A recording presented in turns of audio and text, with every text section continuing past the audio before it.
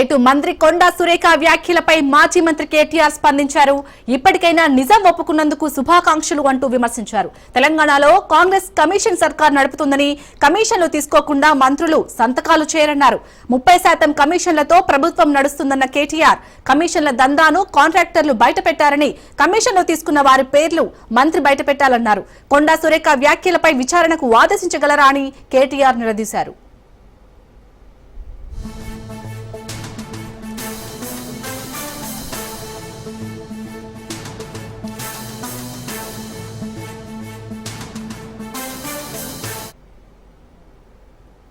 ఇటు మంత్రి కొండా సురేఖ వ్యాఖ్యలపై మాజీ మంత్రి కేటీఆర్ స్పందించారు. ఇప్పటికైనా నిజం ఒప్పుకున్నందుకు శుభాకాంక్షలు అంటూ విమర్శించారు. తెలంగాణలో కాంగ్రెస్ కమిషన్ సర్కార్ నడుపుతుందని, కమిషన్లు తీసుకోకుండా మంత్రులు సంతకాలు చేయరన్నారు. 30% కమిషన్లతో ప్రభుత్వం నడుస్తుందన్న కేటీఆర్ కమిషన్ల దందాను కాంట్రాక్టర్లు బయట పెట్టారని, కమిషన్లు తీసుకున్న వారి పేర్లు మంత్రి బయట పెట్టాలన్నారు. కొండా సురేఖ వ్యాఖ్యలపై విచారణకు ఆదేశించగలరా అని కేటీఆర్ నిలదీశారు.